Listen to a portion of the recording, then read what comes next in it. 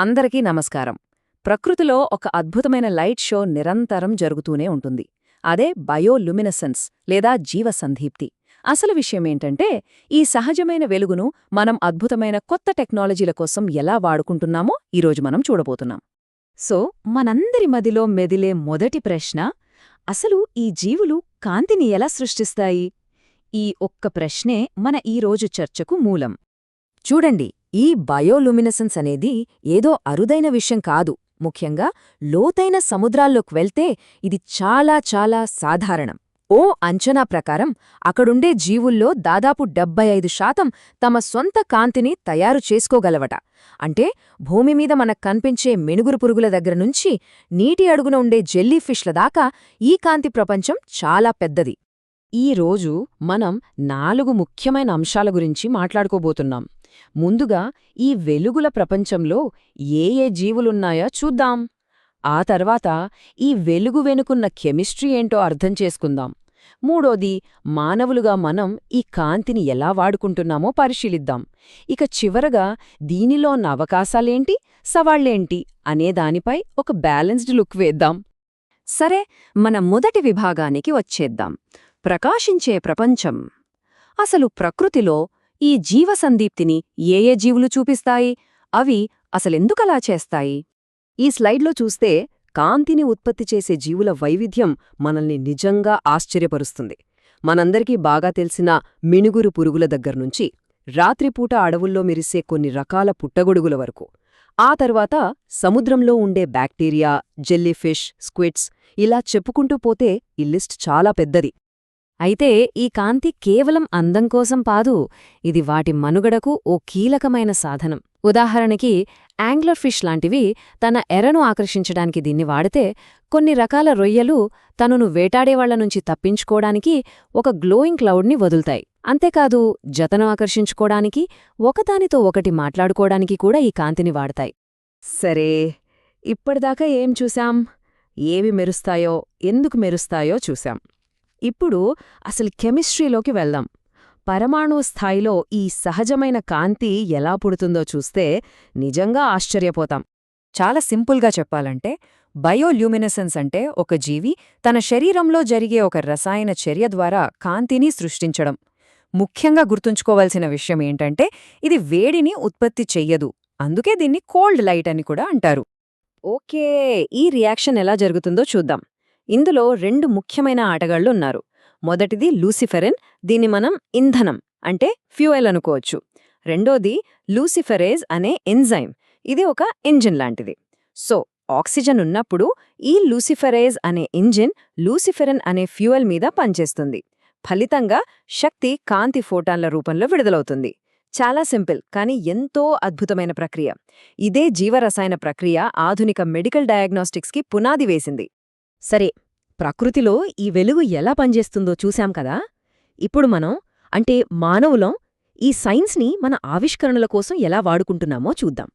వైద్యం నుంచి మన మహానగరాల వరకు. దీని మొదటి, ఇంకా చెప్పాలంటే అత్యంత ముఖ్యమైన అప్లికేషన్లలో ఒకటి వైద్య రంగంలో ఉంది. ముఖ్యంగా మెడికల్ ఇమేజింగ్లో ఇది ఒక విప్లవాన్ని సృష్టిస్తోంది. ఇక్కడ హరుటో నకాషిమా చెప్పింది చాలా పవర్ఫుల్ స్టేట్మెంట్.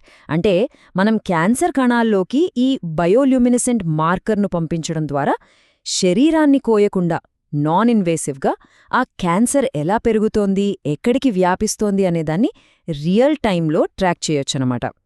ఈ బయోల్యూమినెసెన్స్ ఇమేజింగ్ లేదా సింపుల్గా BLI క్యాన్సర్ రీసెర్చ్లో నిజంగా ఒక గేమ్ చేంజర్. ల్యాబ్ రీసెర్చ్లో ఈ టెక్నిక్ వల్ల చాలా ప్రయోజనాలున్నాయి. ఒకటి, దీని సెన్సిటివిటీ చాలా ఎక్కువ, అంటే చాలా చిన్న ట్యూమర్స్ని కూడా పసిగట్టగలదు. ఇక 2, కొత్త క్యాన్సర్ మందులు ఎంత ప్రభావవంతంగా పనిచేస్తున్నాయో లైవ్గా చూడొచ్చు. ఇది నాన్ ఇన్వాసివ్ కాబట్టి పదే పదే బయోప్సీలు చేయాల్సిన అవసరం తగ్గుతుంది. అంతేకాదు, సర్జరీ చేసేటప్పుడు ట్యూమర్ను పూర్తిగా తీసేశారా లేదా అని నిర్ధారించుకోవడానికి కూడా సర్జన్లకు ఇది గైడ్ చేయగలదు. ఓకే, ఇప్పుడు మెడిసిన్ నుంచి కొంచెం పక్కకొచ్చి అర్బన్ డిజైన్ వైపు వెళ్దాం. మన నగరాలకు సుస్థిరమైన లైటింగ్ని అందించడంలో ఈ బయోల్యూమినెసెన్స్ ఎలా ఉపయోగపడుతుందో చూద్దాం. ఫ్రాన్స్లోని రాంబోయలెట్లో గ్లోవీ అనే ఒక స్టార్టప్ ఉంది. వీళ్ళు ఈ ఆలోచనను నిజం చేయడానికి ప్రయత్నిస్తున్నారు. అలివిబ్రియో ఫిస్టరీ అనే ఒక సముద్రపు బ్యాక్టీరియాను తీసుకుని ఉప్పు నీటితో నింపిన ట్యూబుల్లో ఉంచుతారు. వాటి సహజ కాంతిని స్ట్రీట్ లైటింగ్కి వాడచ్చా అని టెస్ట్ చేస్తున్నారు. అయితే ఇక్కడే అసలు ఛాలెంజ్ ఉంది. ఇవి బతికి ఉన్న జీవులు కాబట్టి వాటిని మెయింటైన్ చేయడం చాలా కష్టం. వాటికి సరైన పోషకాలు, ఉష్ణోగ్రత అన్నీ కరెక్ట్గా ఉండాలి. ఈ టెక్నాలజీ వినడానికి ఎంత బాగున్నా మనం ఒక బ్యాలెన్స్డ్ వ్యూతో చూడాలి.